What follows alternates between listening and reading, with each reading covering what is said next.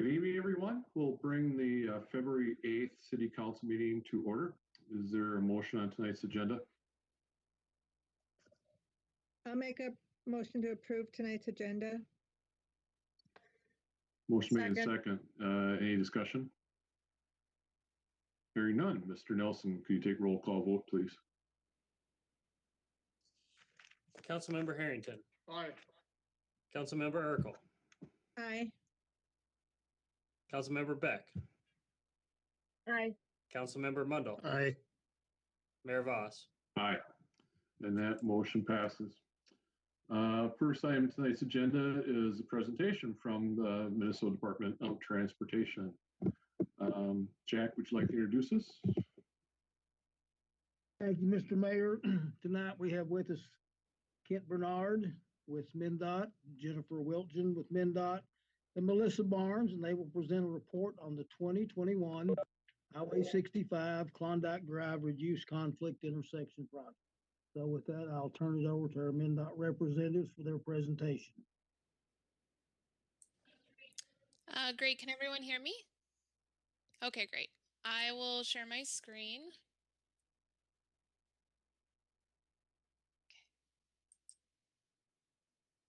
Okay. Please let me know when you can see my screen.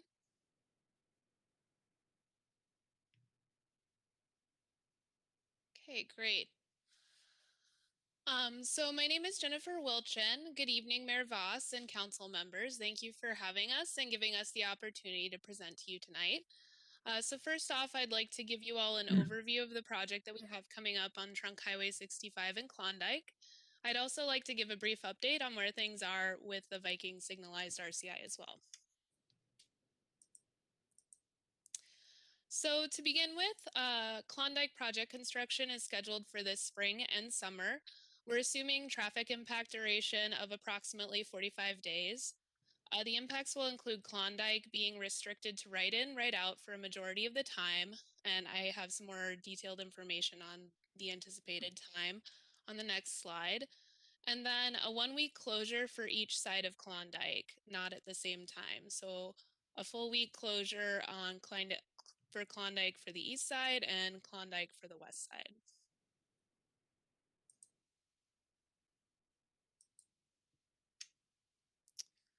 So up on the screen, I am showing the stage 1 detour. So that's the first stage of construction where we'll be working in the median. And for that stage, right in, right out will be available at Klondike.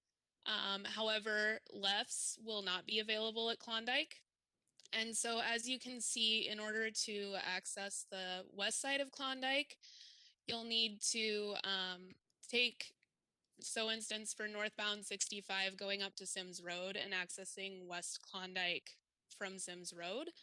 And for East Klondike, for instance, if you're traveling on southbound 65, you'll use the Viking RCI to the south, and then you'll take the U-turn and then travel northbound on 65 up to the east side of Klondike, if that makes sense. And so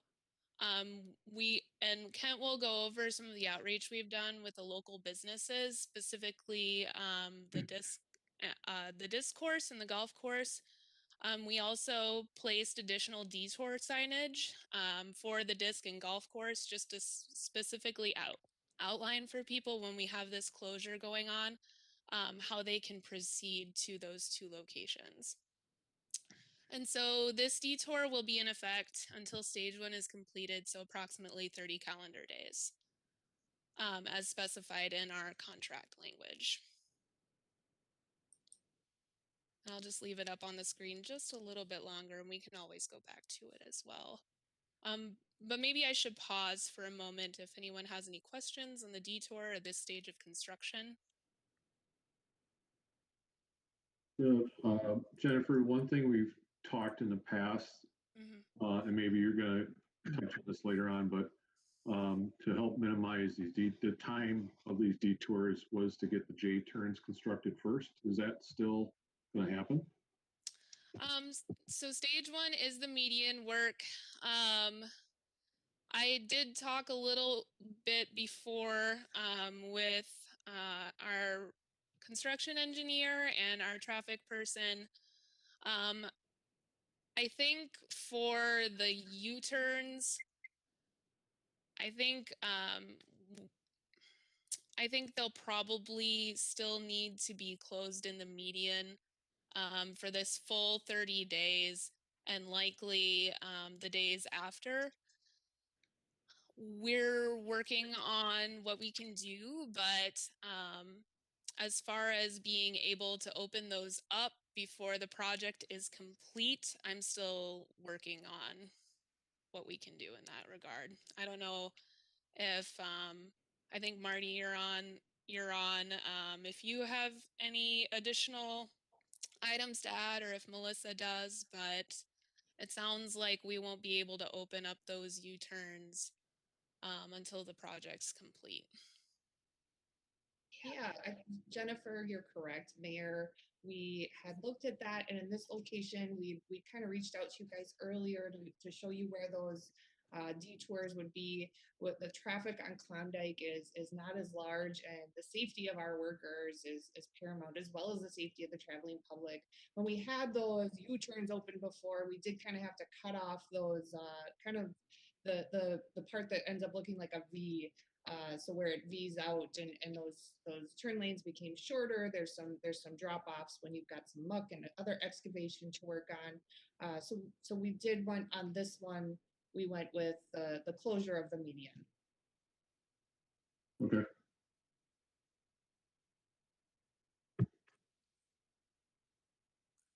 So I can go to the next stage. Just one moment here. So this is stage 2. This'll be when Klondike is closed on either side. This kind of gives an overview of how you'll be able to get to the westbound side and the eastbound side. Essentially using Viking Boulevard to make all movements going to and from Klondike. Of course, it'll just be one side at a time, and we have specified in the contract language no more than 7 days closure on either side, and not to be at the same time. So I just wanted to reiterate that this stage 2 detour says 15 days, but it'll be a closure on each side for not more than 7 days, so they won't be at the same time.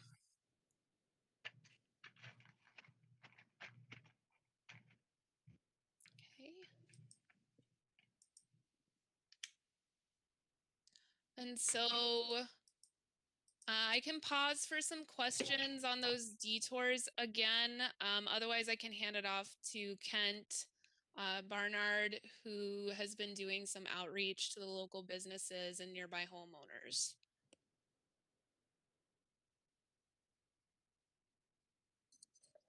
Well, I guess if there are no questions, I'll just move into this.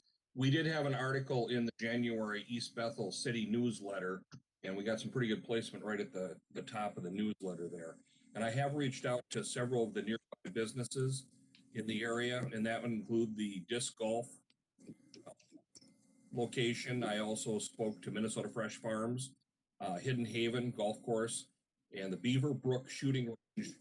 And then I also did talk to, I did do a little bit of research. We had thought there was a homeowner down on the northwest, quadrant of the intersection, but apparently the home there is vacant at this point. But I did talk to the Arneson excavating business there too. And everybody seemed to be fairly understanding of the project and the impacts that we're going to have. We're also planning to do a mailing probably sometime toward the end of this month or early next month to the homes and the businesses in the area. Those could include U-Puller Parts, Hoffman Sod, and some of those businesses. And then I have reached out to the Chamber of Commerce, and it sounds like we are going to be doing a presentation at the Sunrise meeting sometime in early April. So that's kind of where we're at now. We also do have a website that's been set up for this project. It's been up since last summer. We are going to be getting the detour maps up there for people to look at. The people that I did talk to last fall, early winter, I did send them out the project fact sheet to And we also have what we call a government delivery or GovD email alert list that we are getting names on. And I didn't everybody sign up for that. And I can send out the fact sheet to Jack to share with everybody after the meeting tonight. Okay.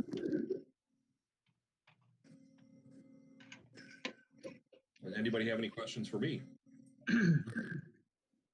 Kent, this is Jack. If there's any updates, we'll be sending out our spring newsletter probably mid-March. We would probably need submissions in 2 weeks. So if you have any updates on the project, then we'll be more than happy to run the same article again. But if you have any updates, get those to us and we'll publish it in the next newsletter edition. I already spoke with Carrie a couple weeks ago and I've got it on my calendar. Thank you. Yeah, Ken, this is Tim Harrington, council member. Have you guys talked to anybody on the east side of Klondike? Because I know there's going to be a lot of traffic coming in there now, you know, for the gun club and all that. And there are some houses on the east side there. Not at this point. I did talk to, obviously, the disc golf course is on the east side, Minnesota Fresh Farms on the east side, right, and the shooting range, gun club is there, and I've talked to all three of those. Okay, but I mean the homeowners along there. There's going to be a lot more traffic coming in on that east side now. So yeah, we are going to be sending out a mailing probably end of this month, early March, to the businesses and the homes, and that'll be all through that area. Okay, thank you. Yep. Hey, this is Suzanne Urkel. You guys know that nobody in the community is happy with these RCIs, and I'm wondering why we're still proceeding with these, even though with all of the complaints we've gotten, because I get complaints all the time. And I just say, all I can say is it's not a city council thing, but I'm just wondering why they're continuing this. At least I'll have an answer for them. Council member, thank you. I have not heard many complaints actually about the unsignalized RCIs. In fact, I've heard very little. So if you are receiving a lot of complaints, I would urge you to forward them to us. We would also like to hear that. This will again be an unsignalized RCI. We realize that there have been concerns about the signalized RCI at Viking, and we will have a little bit more information about that. So this again will be more like the one at 187th. And I have not had a lot of negative feedback on that. So that I guess is a surprise to me.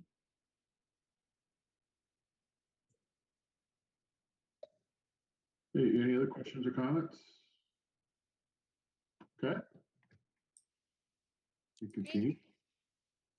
Thank you, Mayor Voss, and thank you, council members.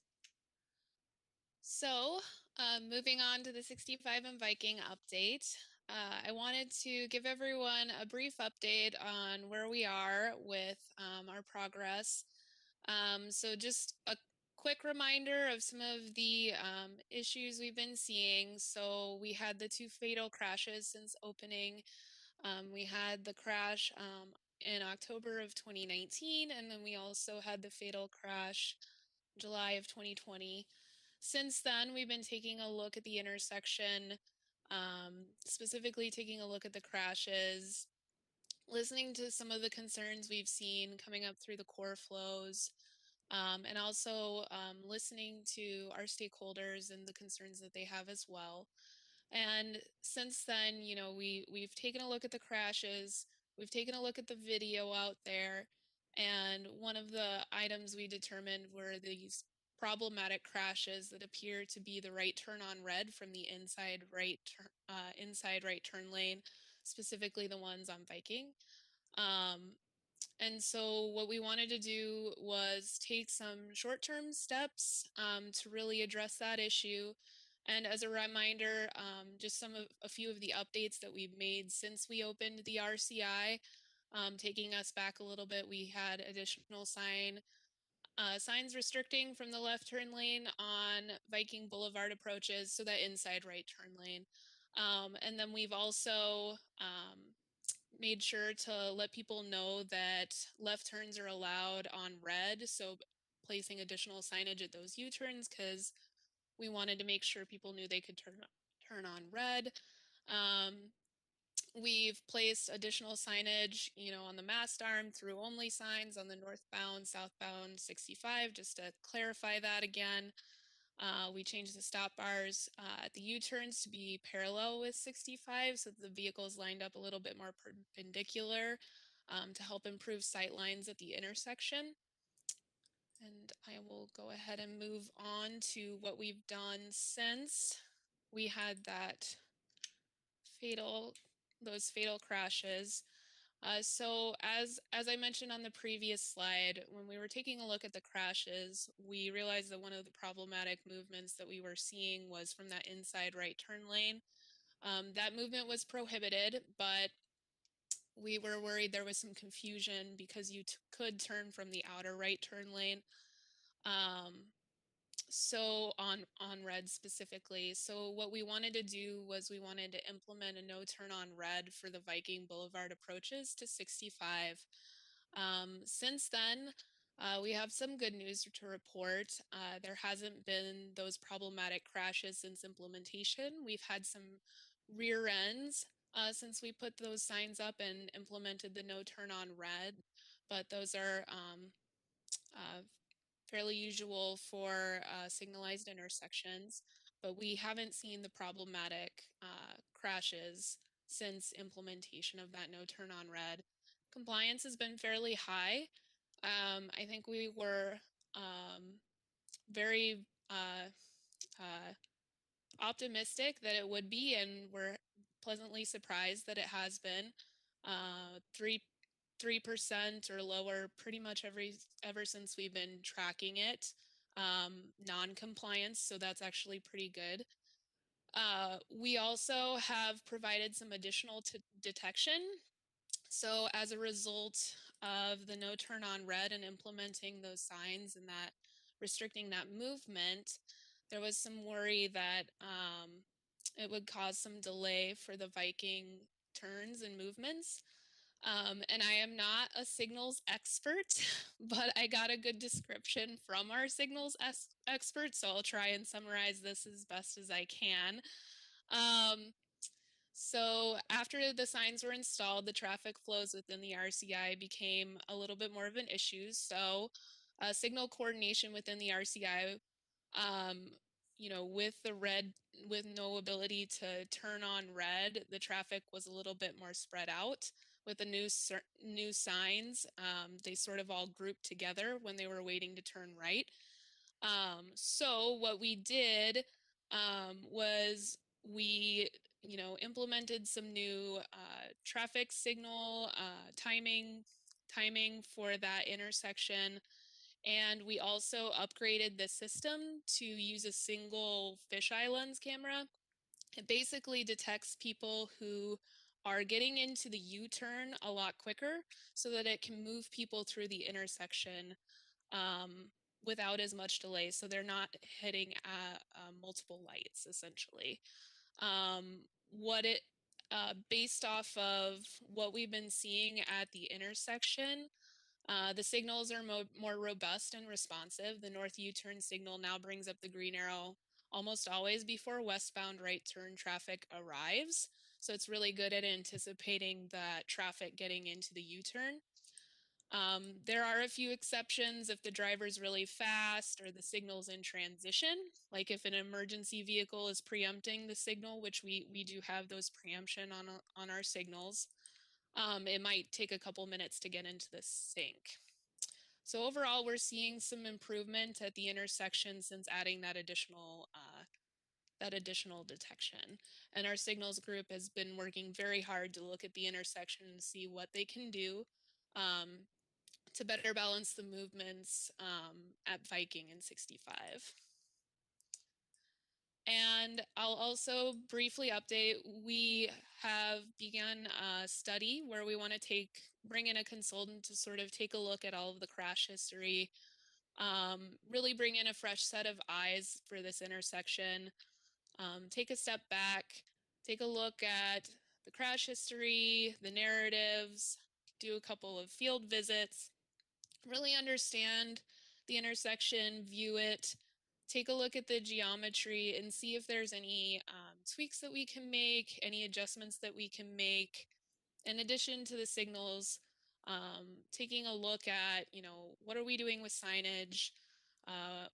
What are some geometric tweaks that we can take a look at? And how can we, balance that safety and operation side of things? And so the consultant is on board. We have our first TAC meeting coming up near the end of February. And we're working toward the end of May as a time frame for wrapping up the study. So hopefully we'll have some recommendations from the consultant towards the end of May and can maybe bring some ideas back from that. So that concludes my presentation. The next slide is just questions, but I'll leave it on this slide in case anyone has any questions. Any council members have questions for MnDOT reps tonight? I do. This is Suzanne Urkel again. Well, first, I want to compliment the timing of those lights currently. It's like meticulous, turning right and then going up to the U-turn. It turns green just as you get there, and then the light on Viking green. It's meticulous. I like it, and I don't like the RCI, but I like the way the lights are. But I don't know if I have a question or a suggestion. I've had in the last 2 or 3 weeks, I've had almost 3 accidents there where I would be in the right lane going to go the 65 to the RCI where you would take the 22, so I'd be in the right lane. And somebody would be in the left lane and they would, when the light turns green, they would go, but then they cut off and go over 2 lanes to go 65 north. So I'm just wondering if you could have put a only sign there where it says 65 south only, or add another sign for the right turn lane, 65 north only, so people can, because I think people are confused which lane to be in if they want to go north or if they want to get on 22. And I know there's a sign there, but I didn't even notice that sign till after maybe 4 or 5 times going up to it. And I was looking for it then because I had made a mistake myself and been in 65 south needing to go Viking west. Yeah. Thank you, council member. Yes, so that's a great point, and that's a great observation. And that's another reason why we've hired this consultant on board, is to take a look at those things, especially the signage. I think the consultant's been out in the field a couple of times to take a look at everything that's going on, and that has been mentioned before, so that is something that we're taking a look at. And that issue of what like Suzanne described of the drivers not staying in their lane, basically, that happens to me quite often too. So if that's the case, I'm sure it happens quite often through the day. I'm wondering if there couldn't be another. I know we got signs right at the intersection, but a sign further up, 1,000 yards, whatever, and just say, what lane you need to be in, so the drivers have something to think about when they get up there. So, because when you get up there, you can't even see that sign once you get up to the light because of where the sign's located. So. Absolutely. Yeah, that's exactly the kinds of things that the consultant will be taking a look at. And has been mentioned in some of our preliminary conversations. So I do think that those are all very good points, and those are some things that we're going to take a look at with this study and see if there's some recommendations that they can make about improvements, especially as it relates to signage, wayfinding, those sorts of things. Completely agree.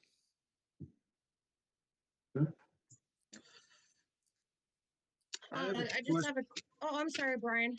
Oh, okay. I have a question going back to the Klondike RCI. What's the anticipated start date and completion date? Yes, let me go back to that slide. So and I can provide a little bit more context too for that. So the construction start date is about mid-April. There is a stage before they close the median where they're going to be working in what they call the surcharge area, which is basically before you get to the intersection, they're going to be doing some work, I believe, in the inside, mostly I think in the inside from what I can remember from the plan set. Marty can confirm, but that stage doesn't have a specified amount of time, but it won't involve the closing of the median. So that'll start at the very beginning. And that's when construction starts in mid-April. And then from there, once that stage is complete, then they will begin this stage where they will be closing the median. And that is specified to be completed within 30 calendar days. All right, thank you. Shelley? I just have a question about, being there's an RCI at, 65 in Viking Boulevard and now going to be at 65 in Klondike. Is it going to continue moving north like 65 and 221st? Are they gonna try to do something at that intersection, or are they gonna stop, or I'm just curious? Yeah, so 65 in Klondike will be different from 65 in Viking in that it'll actually be more similar to 187th as Melissa was stating. So I can go to here's the layout for it. This is what it's going to look like. It's not going to be signalized, so it'll look like 187th more than it will Viking. As far as additional projects, I'm not aware of any additional after this one. I think this is the last one, but I might want to double check with Melissa. Nope, Jennifer, you're correct. Okay. There's not any more planned at this time. Nothing's been programmed. You know, we are Okay. coming up through this area with a pavement job, and we didn't. There's also none programmed with that either. So as of right now, no. This is kind of the build out for what we're looking at. Perfect, thank you. Jennifer, can you move back to, I think, one more slide to, it showed like northbound view. Maybe a couple more. Yep, That one. that one. Yeah, I mean, I know this is a depiction, Mhm. and I'm seeing the east and westbound are going to be separated, or there's going to be a median. But then I look at southbound 65, and the right turn lane there looks to be, if not separated, with a median. Is that the plan? Is to separate that right turn lane? No, that's just a depiction. So the right turn lane, this is the layout. And why don't I see if I can pull it up to have. If that's the case, that's fine. My Okay. question is, if the southbound was going to get that separated right turn lane, why wouldn't the northbound get it? So, but No, that was just a stock image that we have to kind of show a different view of it. But yeah, no, it won't be separated.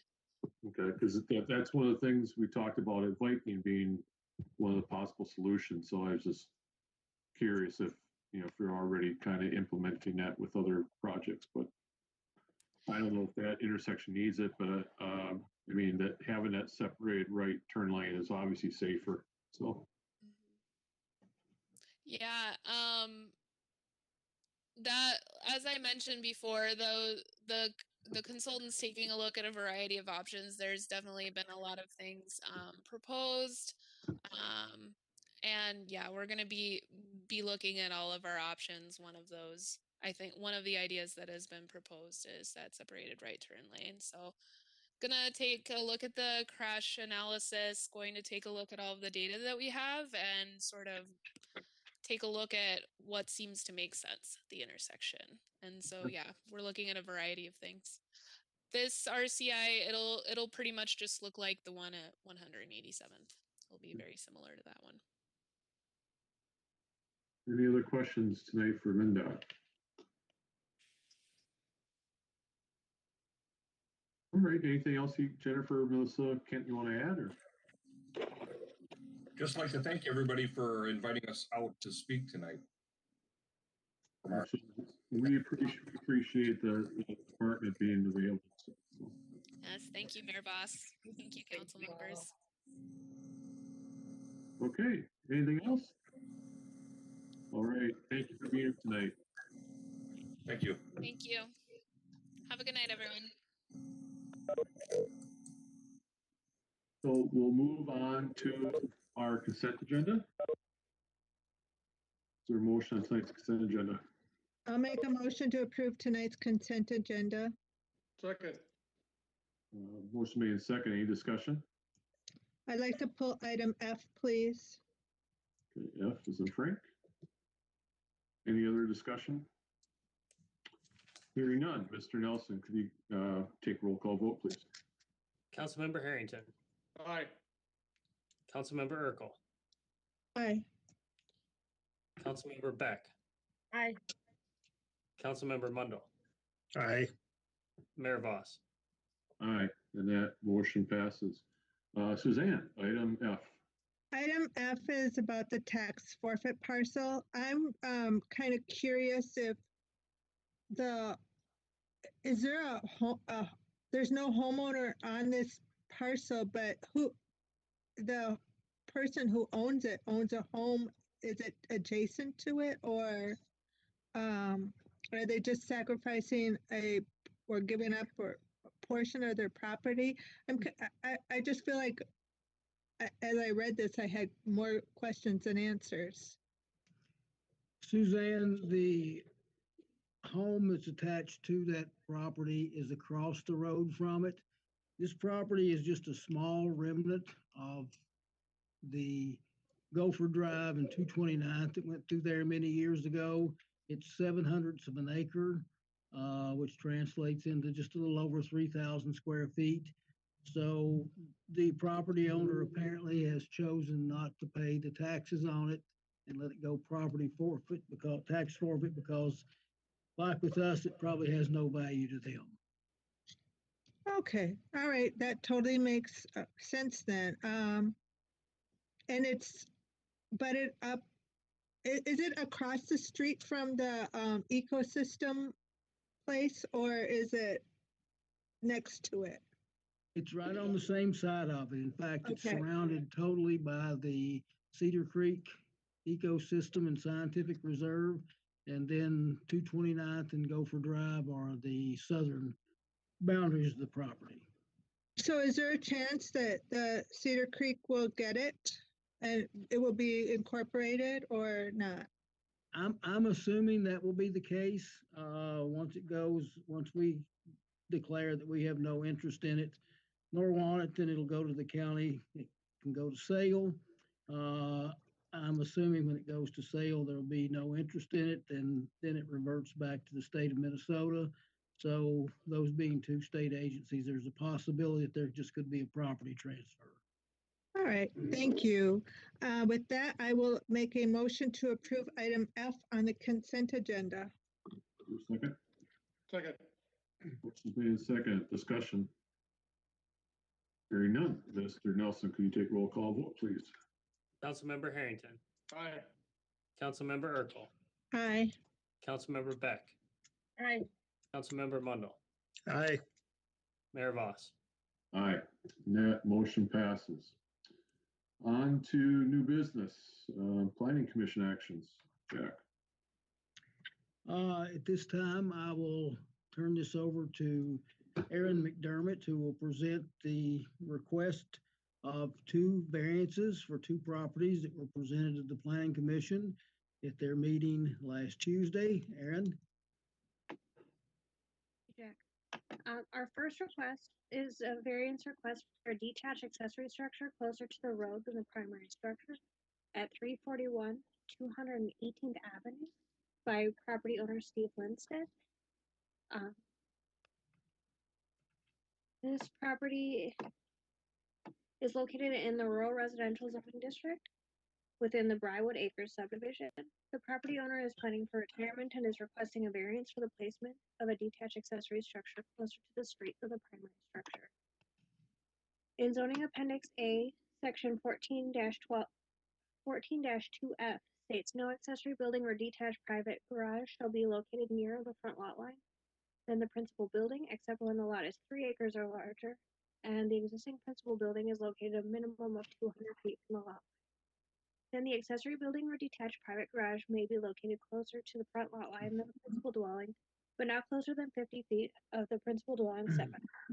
In the case of a corner lot, the front lot line shall be located on the side street, on the side which the principal building is addressed. The remaining lot side with street frontage shall meet the minimum front yard setback. This property is 4.64 acres, with the primary structure setback approximately 120 feet from the front lot line. This request does not meet the criteria set forth to allow the structure to be placed closer to the road, so variance would be required for the placement of the detached accessory structure. This lot is heavily wooded in the rear yard, with a significant portion of the rear yard also being classified as a freshwater emergent wetland. The septic system for this residence is due north of the eastern protrusion of the garage, impeding placement of the structure behind the house. The consideration of variance requires the Planning Commission to consider a 3-factor test for practical difficulties as listed below. The first factor is reasonableness. This property owner is looking to build a detached accessory structure in which he may have a hobby shop and residential storage. This is listed as an accessory use within the rural residential zoning district. The second factor is the landowner's problem is due to circumstances unique to the property and not caused by the landowner. This property is unique in that the topography challenges consisting of a significant portion of the lot being covered in a large stand of trees, and this property is very limited in where new construction could take place.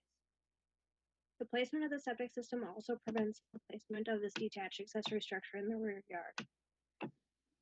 The third factor is that a variance would not alter the essential character of the neighborhood. In this case, there's a significant number of properties in this subdivision with detached garages. 3 of the 24 lots have garages that are closer to the front lot line of the property than the principal structure, including the neighboring property to the south. The proposed detached accessory structure will not encroach on required setbacks. It will be located further from the road than both structures on the easterly neighbor's property. The construction of a new detached accessory structure will also maintain the character of the neighborhood by providing an enclosed structure in which the property owner can store recreational vehicles, screening them from all adjacent properties. The Planning Commission held a public hearing on January 26, 2021, at which no one spoke for nor against this request. The property owner was present for questions and comments by the Planning Commissioners, and the Planning Commission voted unanimously in favor of recommendation of approval of this variance. Planning Commission is recommending the approval of Resolution 2021-7 for the approval of a variance for the placement of a detached accessory structure closer to the road than the primary structure on a rural residential property.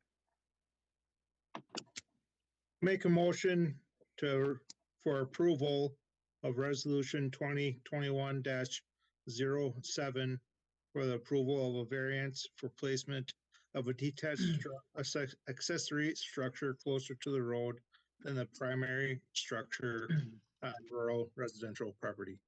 I second. Motion's been made and seconded. Discussion.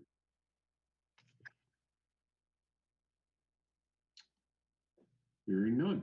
Mr. Nelson, could you take roll call vote, please? Councilmember Harrington. Aye. Councilmember Urkel. Aye. Councilmember Beck. Aye. Councilmember Mundell. Aye. Mayor Voss. Aye. That motion passes. Item 6A2.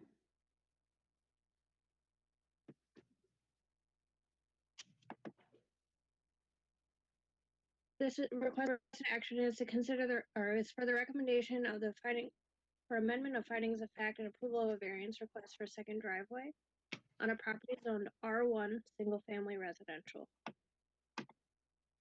In the zoning appendix section 10-15A1, access requirements state properties in the R1 and R2 districts are allowed one access point from a public street. This property is located in the R1 single family residential zoning district and is located within the Baltimore Cedar Creek Addition subdivision. The residence was built in 2014 after the approval of the subdivision.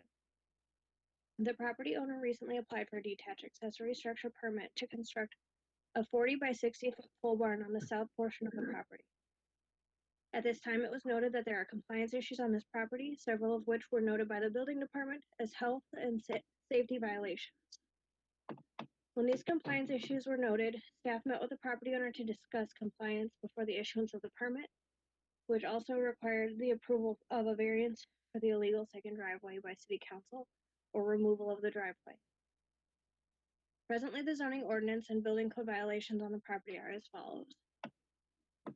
There was no permit obtained for the pool, nor inspections completed. This is a federal as well as state and city requirement.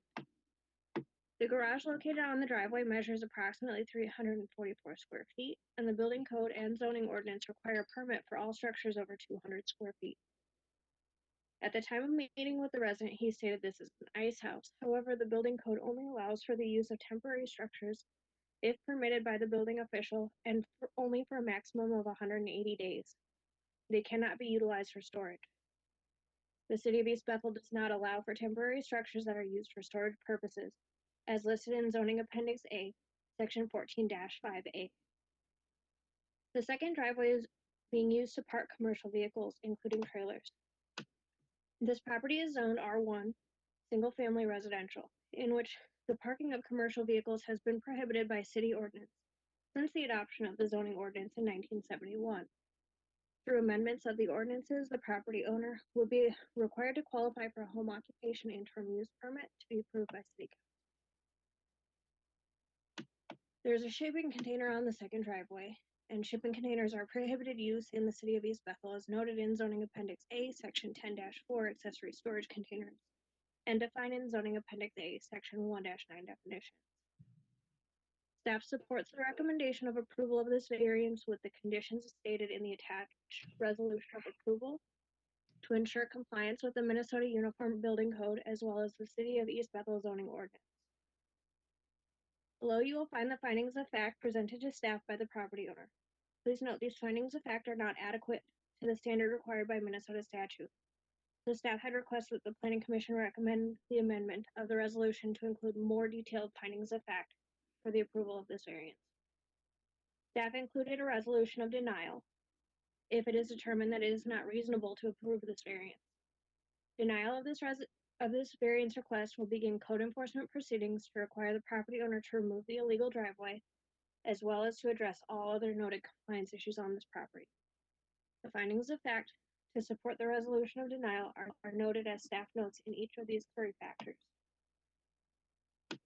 The first factor is a test of reasonableness. The request for a second driveway to access the proposed detached accessory structure is reasonable as a primary driveway is too short to build an additional driveway space from. Staff does agree with the submitted findings of fact and also feels this would be reasonable for a future detached accessory structure or extension for the structure which the property owner recently submitted an application for. The second factor is that the landowner's problem is due to circumstances unique to the property and not caused by the landowner. There are a lot of wetlands and restricted high ground on this property. Staff note, the circumstances leading to the requirement of the variance were created by the property owner through the installation of a driveway without a permit or zoning approval. At the time of application for this residence, the R1 single-family residential driveway requirement of one street access had been in effect for 4 years. The third factor is that a variance would not alter the essential character of the neighborhood. In this case, the driveway has existed since 2014. Staff note this is the only property in this neighborhood with a second driveway or road access onto Baltimore Street, and this driveway is facilitating the code violations on the property. The Planning Commission held a public hearing on this request on January 26, 2021. There was no one present to speak for nor against this matter. However, an email was submitted to staff by the southern neighboring property owner in favor of the resolution of approval as submitted by staff. The Planning Commission had a number of questions for the property owner who was not present. So they voted on a motion to approve the staff request of recommendation of approval of the variance request with the conditions as listed in the resolution of approval, which failed in a 4-3 vote. The Planning Commission proceeded to continue discussion and moved to a vote to table the matter until the property owner had achieved compliance with the zoning ordinance. Due to the statutory 60-day rule, which allows for a 60-day extension, a decision must be reached or an extension filed by February 15th of 2021. The extension would grant City Council until April 16th, 2021 to make a final decision. However, due to other restrictions, compliance is not feasible for this property, as several permits will need to be obtained and inspected. These inspections cannot take place until after the snow has melted. Due to the timeframe concerns and multiple motions, the city attorney was consulted. It is his opinion that under Robert's Rules of Order, the first motion prevails, and that City Council should now make the decision based on the Planning Commission recommendation to deny this variance request.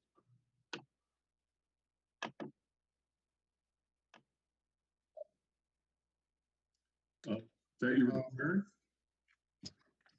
For the sake of making a motion for discussion, I will make a motion to deny the variance request for a second driveway on R1 single family residential property located at 23214 Baltimore Street Northeast. Second. Motion made in second. Discussion. Oh, this one's a little bit tricky. Looking at all of it, I'm not a fan of the violations that are currently here. If there's no violations currently, you could make an argument for this to be approved. Not so much on the second factor, but I think the third factor could be achieved.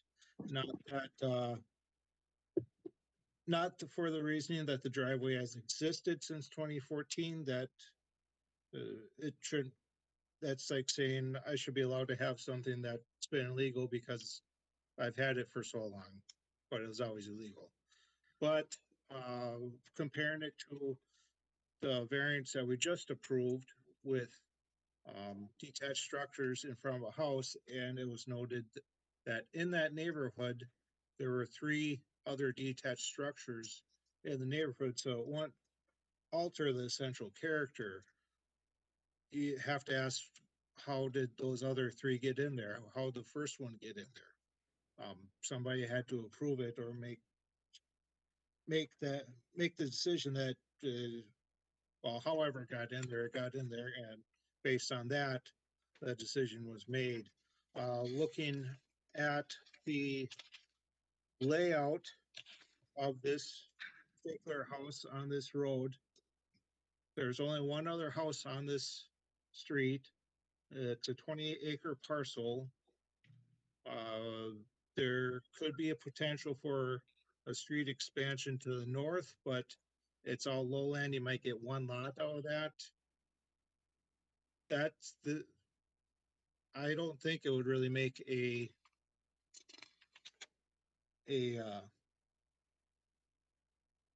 I think it would be just fine in that neighborhood based on that. And it looks like the neighbor to the north is essentially using that street stub as a second driveway anyways. So if this was to come back up to council, I would seriously think about approval, but without first having those other zoning violations cured, I can't approve it, and I don't want to approve it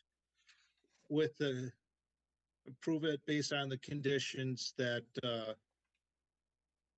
those items be cured. So I guess that's my standing. So the only other option would be to make a motion for a 60-day extension to come up with another solution to this. I'm not opposed to that, and would take back my motion of denial if somebody would want to make that motion. But that's kind of my food for thought on this one. Any other comments?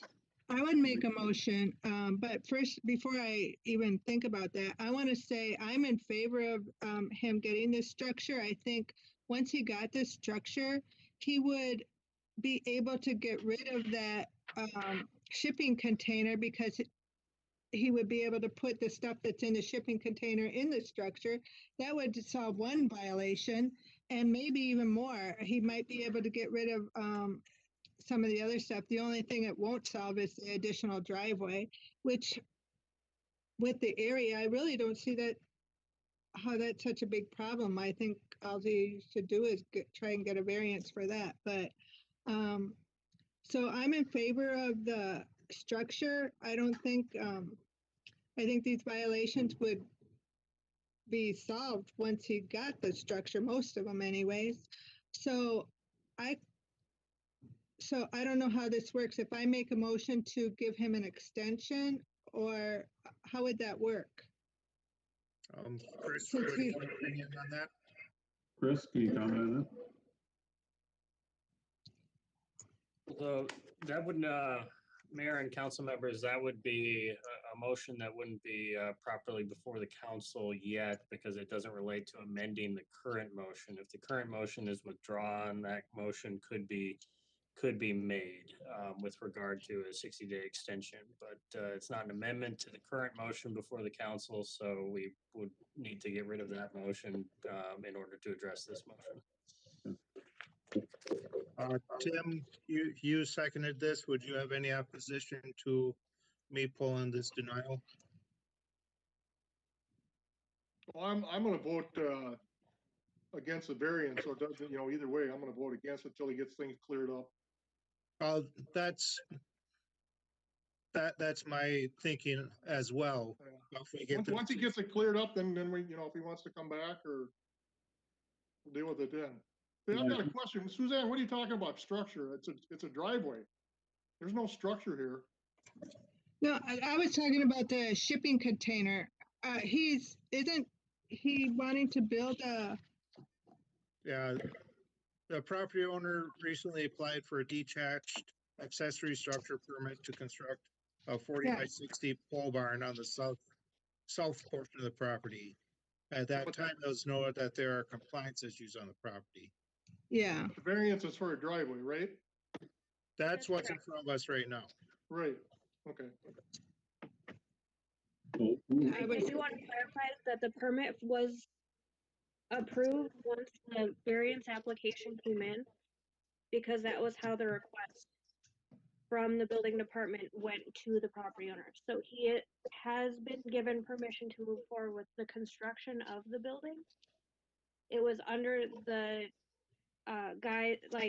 he was required to apply for the variance in order for that to be approved as a good faith effort of that he was willing to bring the property closer to compliance.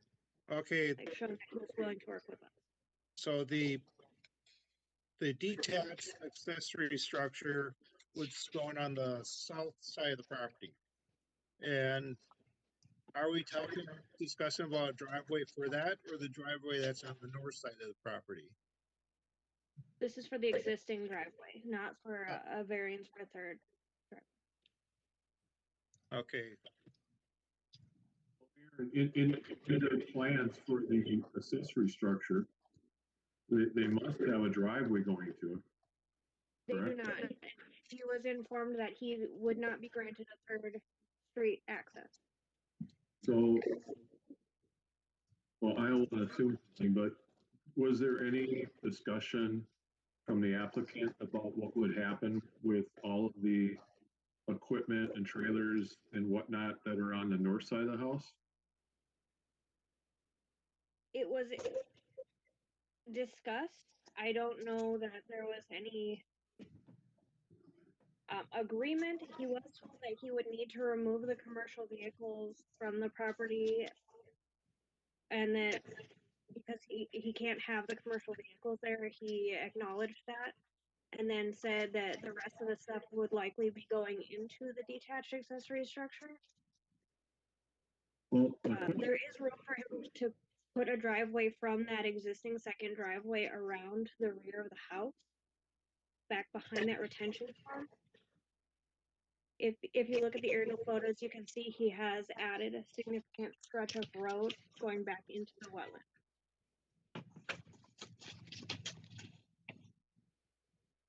So I guess what my question would be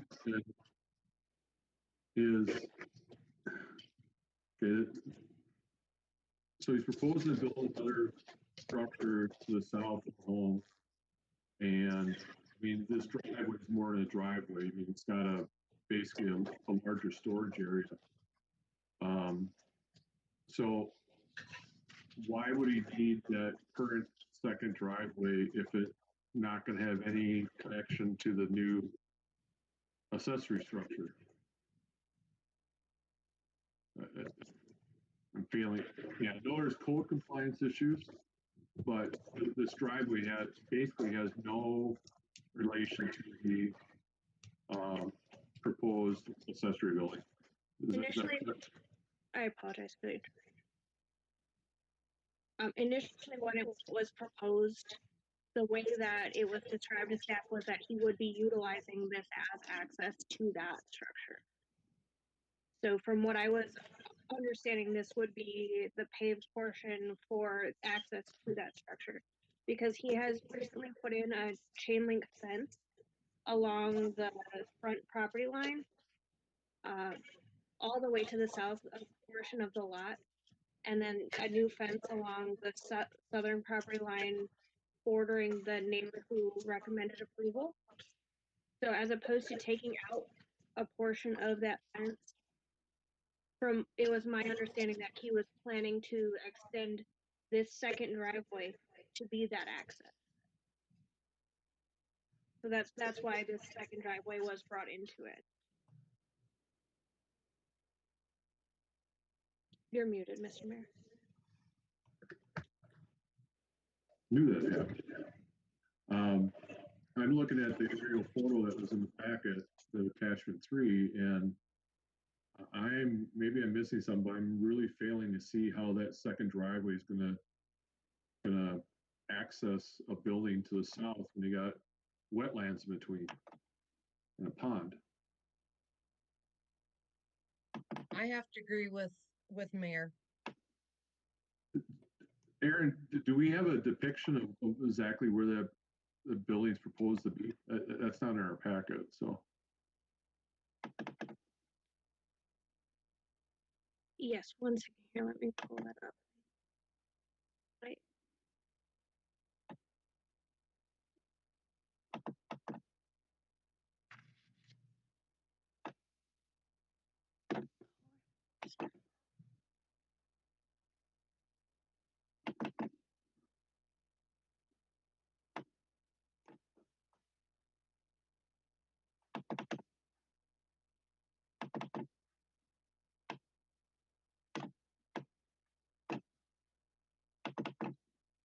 I'm gonna screen share the Planning Commission PowerPoint that I have.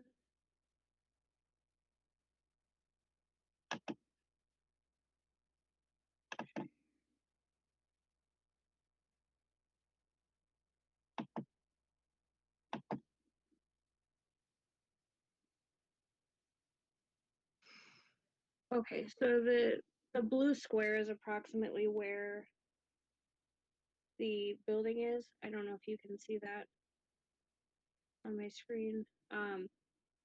So the property owner, on the north side of the property, there is like road. You can tell that he had been driving back into the wetland area. That the road goes back into that wetland quite a ways.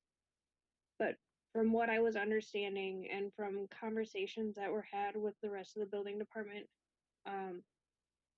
the expansion could go behind the retention pond because it is before the wetland, like the delineated wetland edge. So it would go between the two and then to the back side of this building.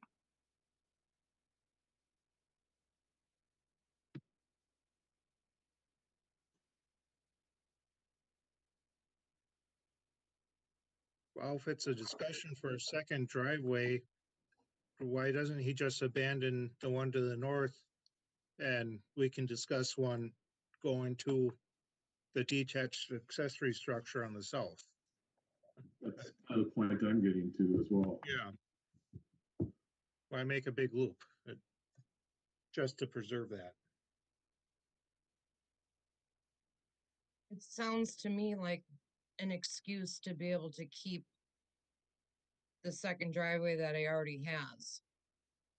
Because looking at it, it doesn't make any sense whatsoever to go up and back and around that pond when you can go just down the road a little bit and have a shorter second driveway going right to that structure after it's built.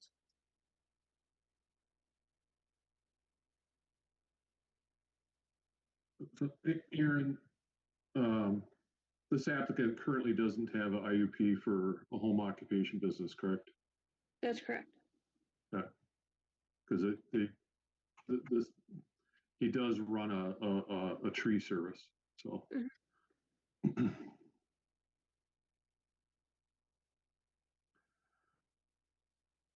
Well, we're still on the original motion. I think Brian is kind of, this was that. If we were to grant it with these conditions, there'd be a concern of all these conditions getting done. Whereas if it was denied because of that, then it's clear to the applicant of what needs to be done before city council will consider it. I mean, that's kind of my view on it. So, Yeah. I mean, the violations that Aaron's outlined don't seem too difficult to address.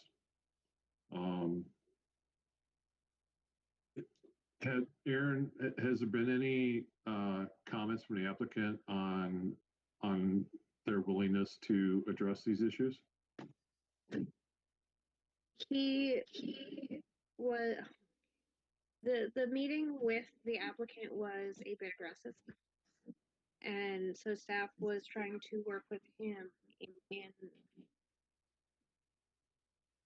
trying to find a way to have what he was hoping to have on the property without with the least amount of resistance, I guess is the best way to put it. He was very argumentative about removing some of these items and getting permits. The conversation mostly ended up being, well, the person who put in my pool should have gotten the permit. That's not my response. Like, I guess the conversation was very heated. So when he conceded to apply for this variance as an effort to work with us to come into compliance,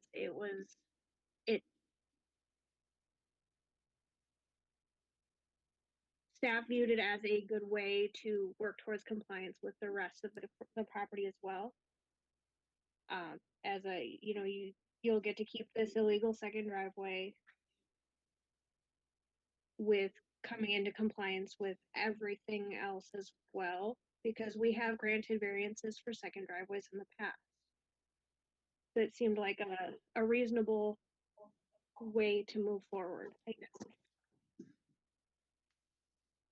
So just to understand this again, the applicant applied for the detached accessory building.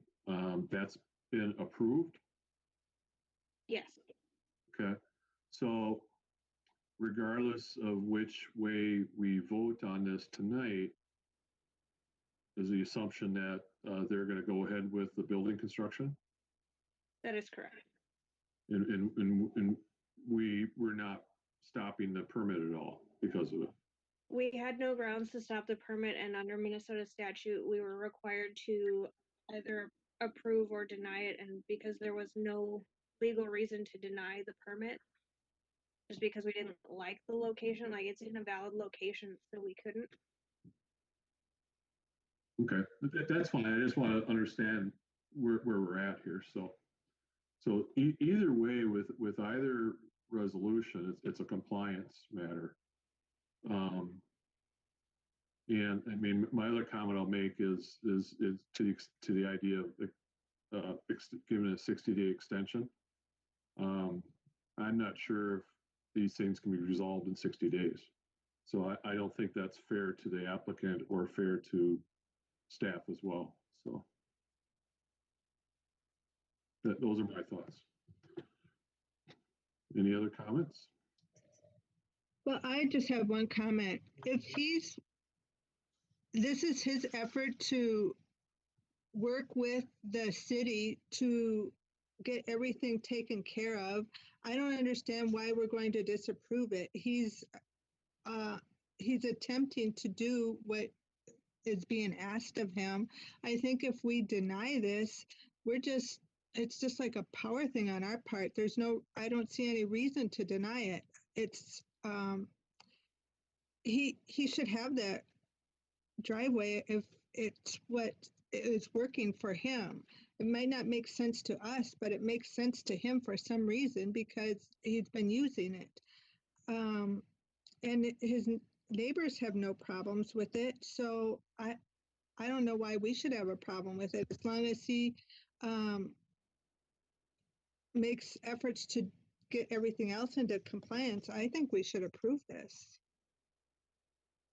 Well, there's three factors of judgment as far as approving a variance, and staff is of the opinion that he does not meet two of them. That's why the reason for denial.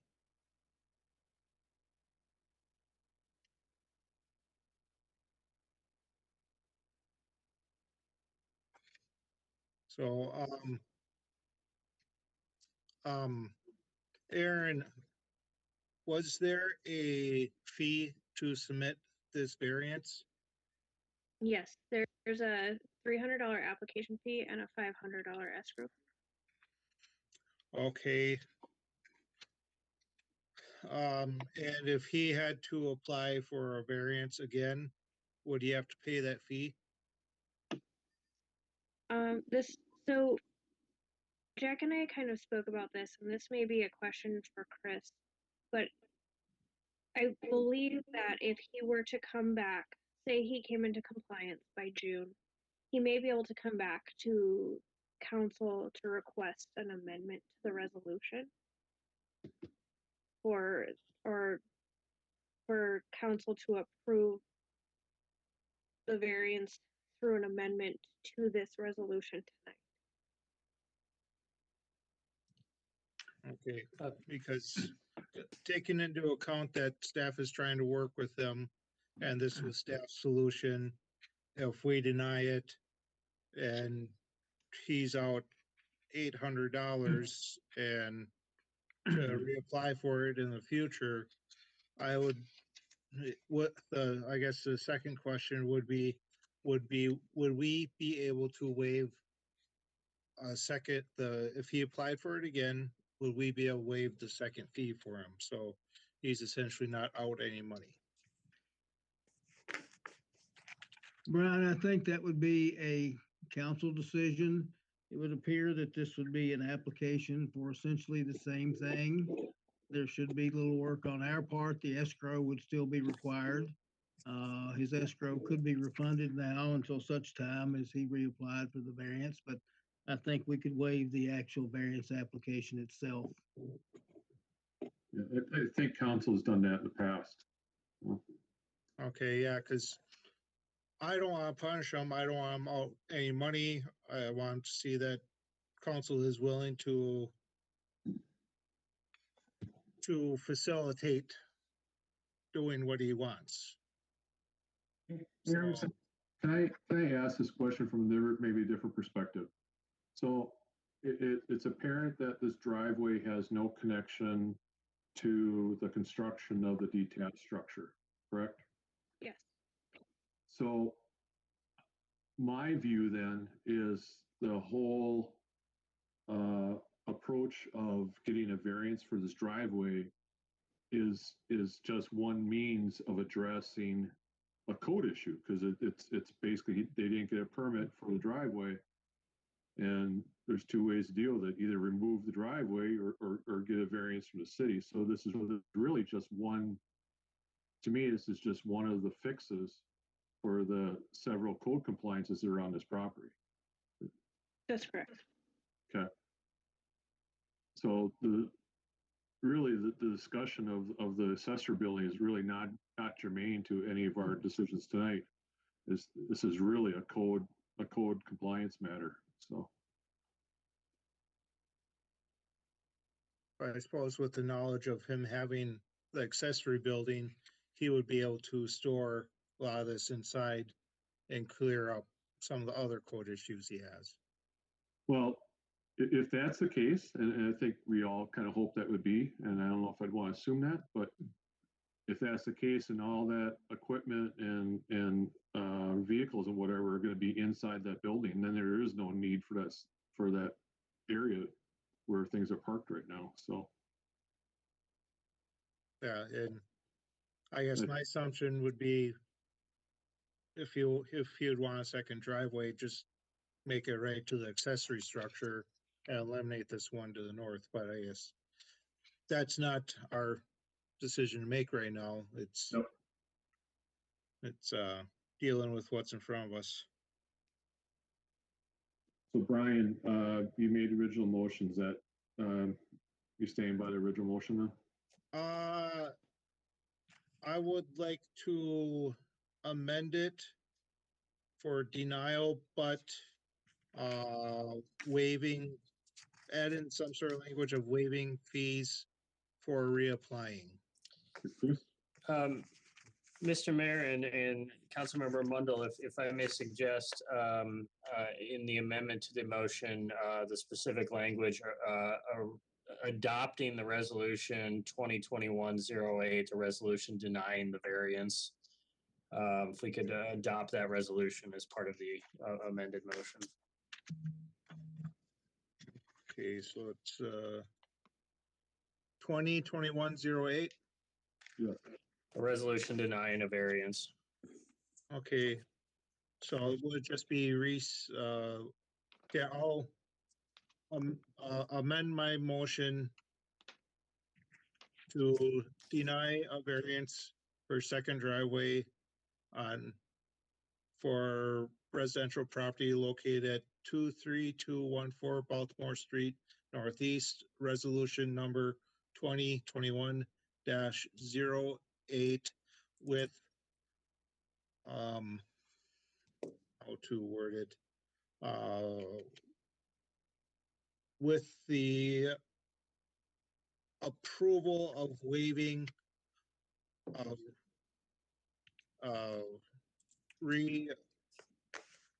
reapplication fee for a second driveway in the future.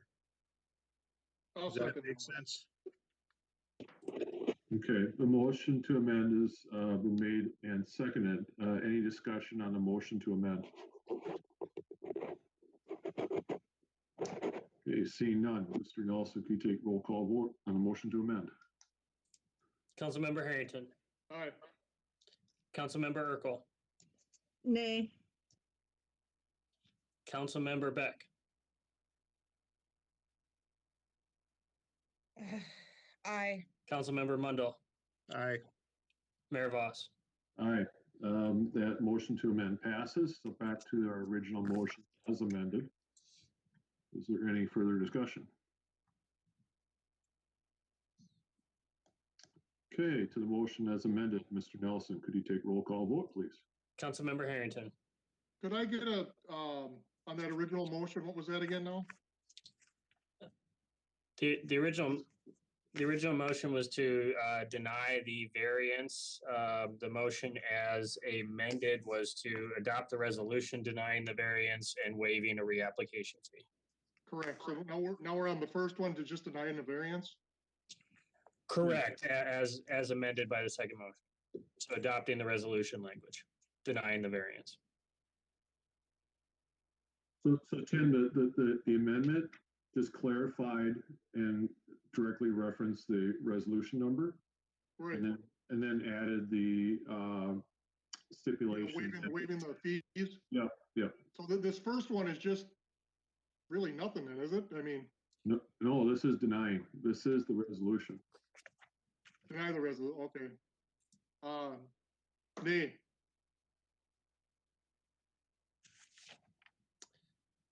Councilmember Hanjin votes no. Councilmember Urkel, Nay. Councilmember Beck, Nay. Councilmember Mundell, Aye. Mayor Voss. Aye, and that motion fails. Go back to the beginning.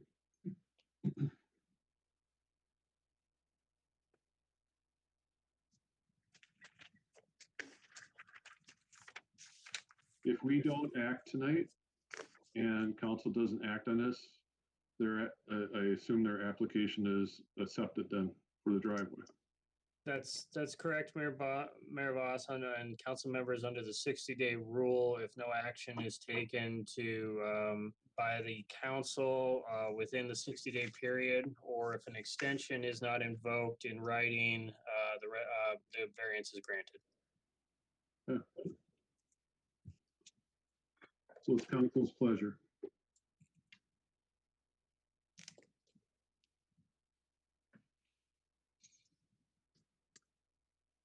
I guess I'll go ahead with another one and say I'll make a motion to approve a 60-day extension for this variance decision.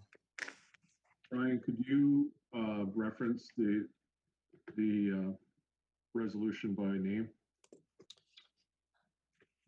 Mayor Voss, I don't believe there's a resolution for an extension. What the council would have to do to invoke an extension is state the reason for the extension, which would be provided to the applicant in writing. I'm sorry, Brian, I misunderstood what you said. Me? State your motion again, yeah. My motion was to approve a 60-day extension for decision making on this property. If we need more than that, I can make more. But there wasn't a resolution number for it. That's my mistake, Brian, my mistake. Is there a second to the motion? I'll second that one. Okay, motion made and second, discussion. Chris, the applicant would have to agree to this as well, correct? The council can invoke a second 60-day extension so long as it's invoked prior to the 60 days running and the applicant has provided the reasons for the extension in writing. So for example, if the council wanted to allow for time to bring the property into code compliance, or for the applicant to confirm their intentions with regard to the pole building, clarify the variance application, things of that nature, those could be the reasons in writing for the invocation of an extension. Do those reasons need to be in the motion? It wouldn't hurt to have them in the motion. I'll move to amend the motion to state the reasons for the 60-day extension is to allow the applicant to come in full compliance on their property within those 60 days. Is there a second to the motion to amend? I'll second. Motion made second, discussion. Hearing none. Mr. Nelson, could you take roll call vote to the motion to amend? On the motion to amend, Councilmember Harrington. Aye. Councilmember Urkel. Aye. Councilmember Peck. Aye. Councilmember Mundell. Aye. Mayor Voss. Aye. That motion to amend passes. Back to our original motion now as amended.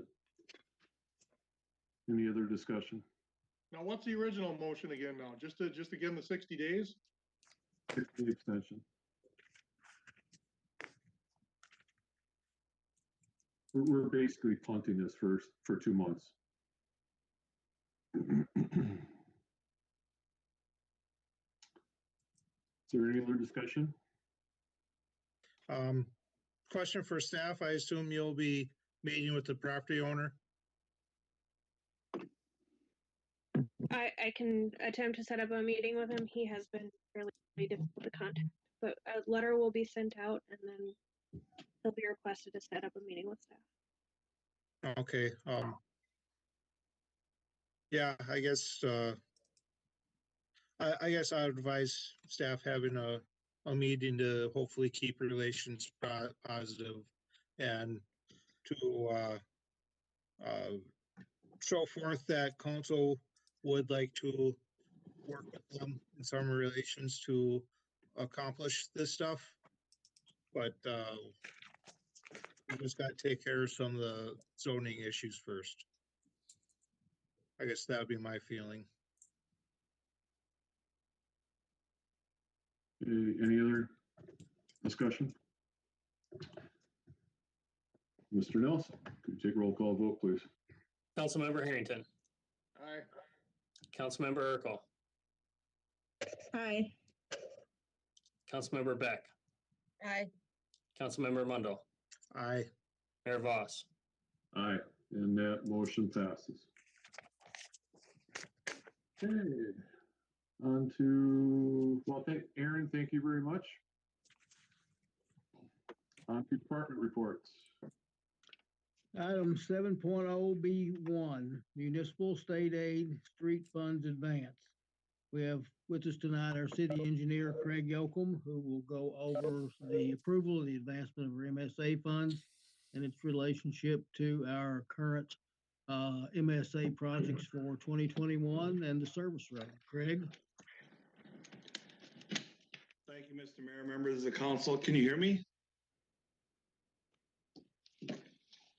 Resolution 2021-09, Municipal State Aid Street Funds Advancement. The funding gap to complete the Durant Street reconstruction project and the Trunk Highway 65 East Service Road project from 187th Lane to Viking Boulevard is estimated to be $1,215,000. The funding gap is summarized on the resolution. This funding gap is proposed to be resolved by advancing municipal state aid funds. MnDOT has a program that allows cities to advance money from their MSA account to cover project costs. To advance MSA funds, the council must approve the attached resolution and authorize the city engineer to execute the municipal request to reserve advance fundings, which is also attached. The city is not obligated to use the advance funds. This action only reserves the funds in the event they are needed. It should be noted that this funding gap was known prior to the start of the project planning and design. This advancement option was in place in 2020, however, it expired on December 31st. With that, I'll stand for questions. Any questions for Dirk?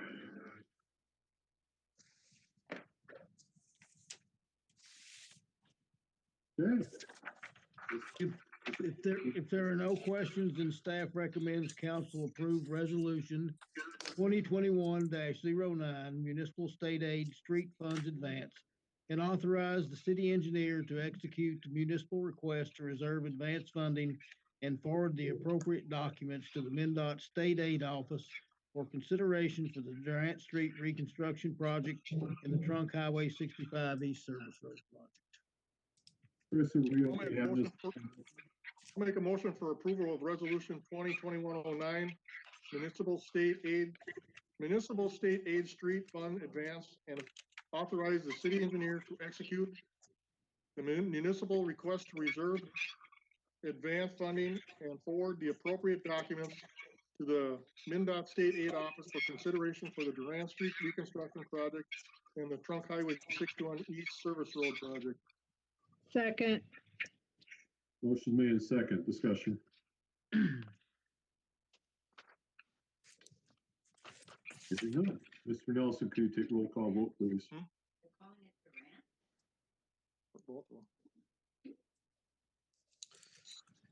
Councilmember Harrington, Aye. Councilmember Urkel, Aye. Councilmember Beck, Aye. Councilmember Mundell, Aye. Mayor Voss. Aye. Motion passes. Before we proceed, just remember to mute your microphones. We're getting a lot of feedback right now. So,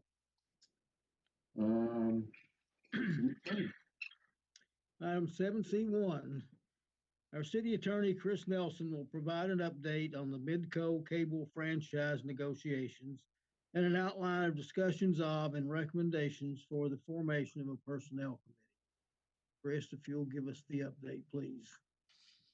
Thank you, Jack. Mayor and council members, I will start with Midco. I have made contact with their general counsel, and we had an initial conversation about what renewal would look like, and it at least initially sounds like it would be pretty easy. This would really just be the opportunity now, as we're having discussions over the next month for the council to determine what, if anything, they would like to see in an amended franchise with Midco.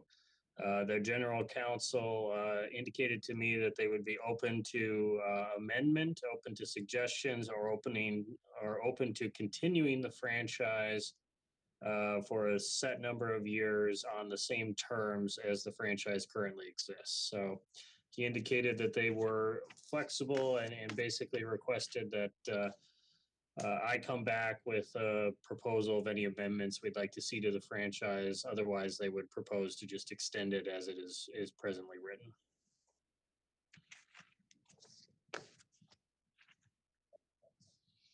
well, Chris,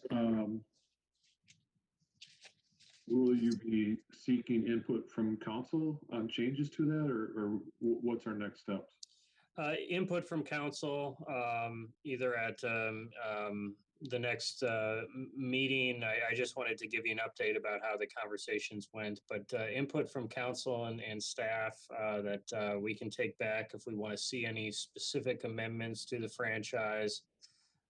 If there's no specific concerns that the council wants to address, whether it be the franchise fee or anything else, we could just tell Midco to submit a continuation of the present agreement.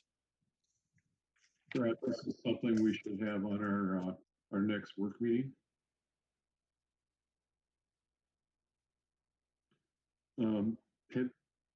Jack, you may have in the past, but maybe as a preface to a next work meeting is to get a copy of the contract out to council. I will do that, and I think that would be the appropriate place to have a discussion on what we're looking for, perhaps in any changes to that agreement. So we will add that to the March work meeting with a copy of the current agreement, so we can determine where we want to look at amendments to that. Okay. And they indicated that they were, willing to entertain amendments and suggestions from the city. So, hopefully when we have those, if any, we can have a productive conversation and get an amended franchise, I think before the council in April, hopefully. So. Okay. So if there are no questions on Midco, moving to the Personnel Committee, I know there was some discussion at the last work meeting about the establishment of a Personnel Committee, and I just wanted to talk a little bit about how that would work logistically and when we can expect that to be established. So it's really a two-part process, but they can be done at the same time. The first is a rather brief ordinance adopted by the city establishing a Personnel Committee. This will really just outline who's on the committee and what their duties are. Then the council will consider and adopt a set of bylaws for the committee if the committee is enacted, if the ordinance is enacted, and those bylaws can be before the council at the same time. We would anticipate having the ordinance creating the committee and the bylaws ready for consideration by the council at the next meeting.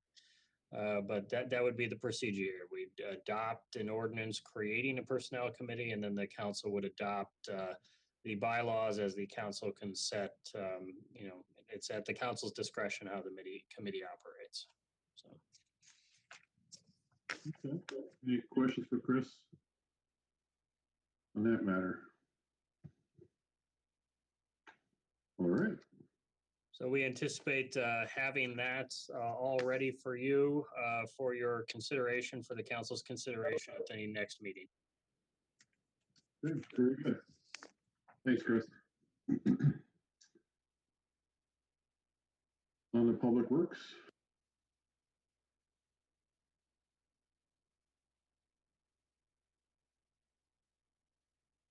Excuse me. Item 7E1, the 2021 Class 5 road resurfacing projects. In 2006, the city began a 6-year cycle of gravel road resurfacing for the 16 miles of unpaved road within our system. The cycle allows up to 6 of our 31 gravel roads to be overlaid with new material each year of the rotation sequence. $40,000 was budgeted for gravel road resurfacing for 2021. The costs for these projects are material and delivery. The city conducts the grading, compaction, and finishing of this material. Prior to the placement of any new Class 5 material, staff will reclaim shoulders, reshape the existing road surface, and replace any drain pipes as necessary. The recommended roads for the 2021 Class 5 resurfacing schedule include Buchanan Street, Terrace Circle, 215th and 7th Street, and 225th Avenue. Staff is also recommending an application of chloride to Klondike Drive. Based on previous year's bid pricing, the estimated projects of the chloride in the Class 5 will be covered within the $40,000 budget. City staff recommends City Council approve the proposed gravel roads identified in the report for the Class 5 resurfacing for 2021. Make a motion to approve the proposed gravel roads for Class 5 resurfacing 2021 as noted in our packet, and approval for chloride application to Klondike Drive. Second. Motion made and second. Any discussion? I probably know this answer, but people keep asking me, when is Klondike getting paved?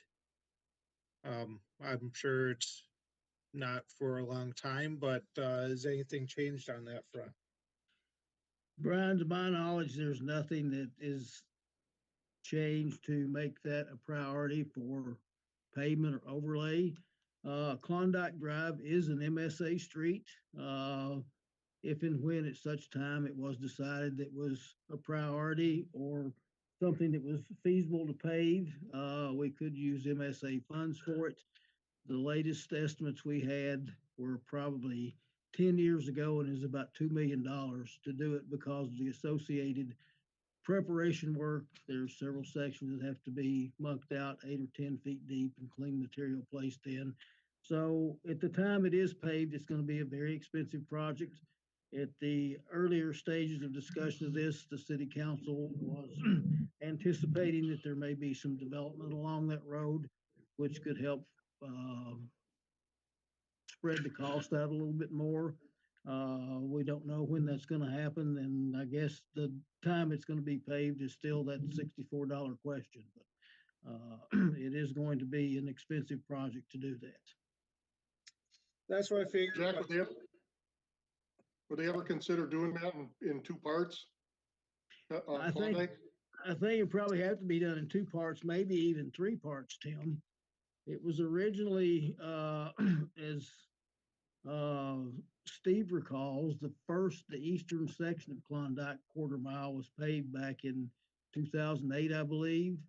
And the next quarter mile was proposed to be paved as there was a residential subdivision that was going to go on the north side of Klondike within that extra quarter mile extension. But since it's 1.7 miles in length, I think probably to break it up to make it economically feasible, it would have to be done in at least 2 and maybe 3 separate stages. Yeah, because the biggest complaint I get is from 65 down to the gun club. I mean, they don't care about to the east, but they're just, a lot of guys are worried from coming off 65 down to the gun club. Yeah, and that's one of the things too, that, if it became something that was a consideration, there could be probably some potential assessments if some of those business or property owners really needed it paved. We might have to invite them into the conversation on how we finance it. If I recall, when we were discussing that potential development on the north side, I think we contacted Beaverbrook and the other property owners about their interest in participating in paving the entire road. And the answer, if I recall, I'm sure it was no. So, this Klondike comes up every couple of years, and it has for the last 20 years. And it always comes down to cost and who pays for it. So It'll increase the traffic on that road too if it's paved. So, and they don't want that either, plus the cost. well, it's a few years ago when Vikings had all that construction, Klondike was a detour, and very quickly became a busy highway in our city as a dirt road even. So you're correct. If that was paved, it would definitely be a collector road. So with the RCI being put in that location, would it be beneficial in any way to at least pave just until the sod fields that's just past Fresh Farms location? That's one thing we probably need to get clarified from MnDOT is exactly how far they're going to go. Probably no further than their existing right of way. Anything else beyond that would probably be on us.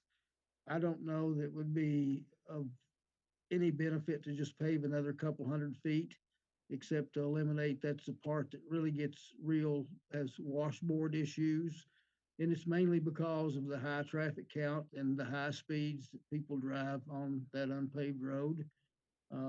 That's something we could take a look at though and make a determination. We can do some investigation and kind of give a report back to council maybe at the next meeting. Just MnDOT's already out there paving stuff. If we get a very cheap price on asphalt, if it would be worth it. But if it's not, just a thought. One of the things that would have to be determined, Brian, in there is if we did pave that extra little section, is if that's a section that's going to have to be mucked out. I think that's the biggest cost determined on there.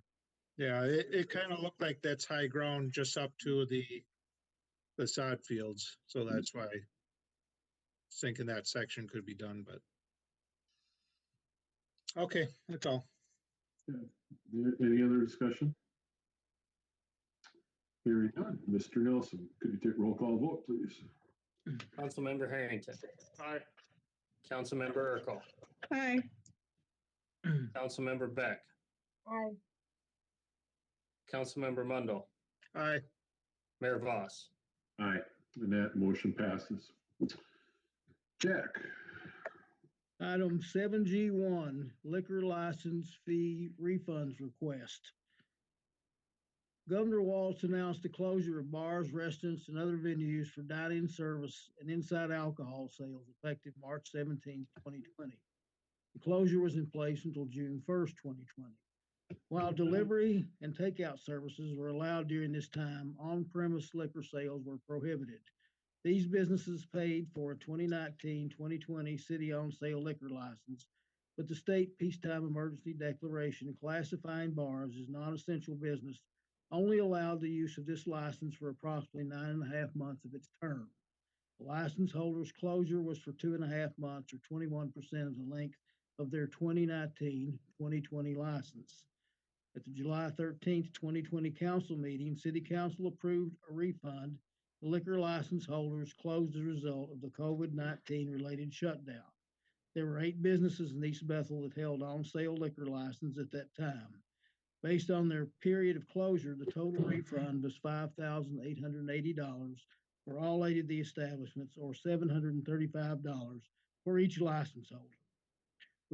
With the significant increases in the number of COVID cases resuming in early October 2020, there was another on-sale liquor license closure of bars beginning on November 18, 2020, and continuing through January 10th, 2021. 7 of the 8 East Bethel on-sale license holders establishment were closed for on-premise alcohol sales during this period by Executive Order 2099. This closure was for 53 days or 14.5% of the term of their 2021 license. Due to this mandated closure, an additional prorated on-sale license fee refund is requested for the eligible license holders. Based on their period of closure, the total recommended refund cost would be $33,759 for 7 of the establishments, or $537 for each of these license holders. Viking Meadows Golf Course holds a seasonal on-sale license valid only between April 1st through October 31st of each calendar year and was not affected by the latest closure. Staff requests that City Council approve a liquor license refund to each holder of an annual 2020-2021 on-sale liquor license in the amount of $537. There a motion on this tonight? I'm gonna try this for the first time. I'm gonna make a motion to refund the liquor license holders for, how do I do this? For the East Bethel liquor license holders list, the seven people. Is there a second? Second. Tim seconds there. Discussion.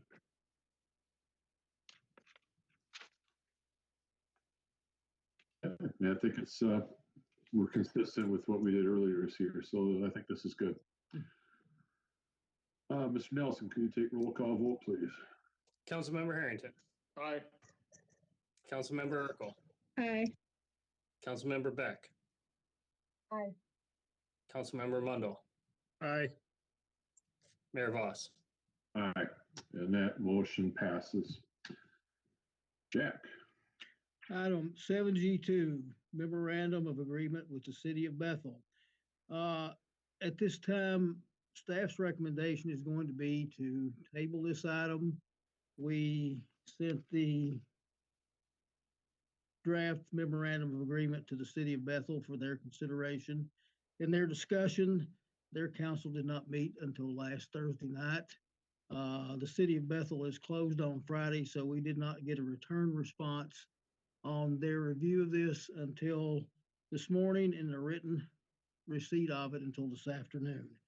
And I would like to ask council's consideration to table this essentially until our next work meeting. There's some things on there that we probably need to discuss a little further, and I think that would be the most appropriate time to do that. This is not a time-sensitive item. It's something we need to take care of within the next 30 to 45 days, but I think it'd be best to continue it as a work meeting discussion. I'll make a motion to table item 70G2, memorandum of agreement with the City of Bethel regarding the park, or it's not a park anymore, the haunted, what do you call it? Haunted trails. The haunted trails. Second. Mr. Nelson, can you take roll call vote, please? Councilmember Harrington. Aye. Councilmember Urkel. Aye. Councilmember Beck. Aye. Councilmember Mundell. Aye. Mayor Voss. Aye, and that motion passes. This item is tabled. Staff report. I have nothing further to add, Mr. Mayor. Okay. Council report. Brian. I have nothing to report. Otherwise, stay warm this week. She's a cold one. Shelley. I have nothing, but the next meeting that was supposed to be February 10th has been canceled. So there will not be a February Parks meeting. Suzanne. I attended a planning commission meeting. There's nothing really to report because we went over the 2 items, voted on them tonight. So that's it. And Tim. The fire department training this morning was fire awareness, and January 28th, I was at the Joint Powers Fire Department meeting. The 2022 budget was presented. The chiefs will discuss it, and then it will be voted on in April by elected officials. February 4th, the Sunrise Watershed, we passed their 2022 budget, so I think that'll be coming up in the next meeting or first part of March. And we also extended the contract for ACD for 2021. That's all I've got. Good, thanks. The only thing I have tonight is I received a call from a resident in the Whispering Aspen development. Their concern was dogs running loose, and also owners not picking up after their dogs after their dogs been on walks, and they were quite concerned, and you know, they were talking to the sheriff's department and such.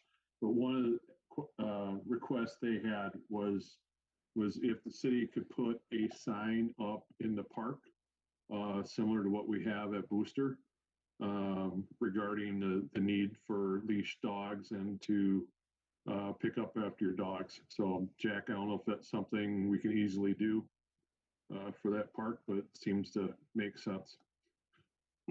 We can do that very easily. Okay, good. And that's all I have tonight. So with that, I'll entertain a motion to adjourn. I'll make a motion to adjourn. Is there a second? Second. Motion made second. Mr. Nelson, could you take roll call vote, please?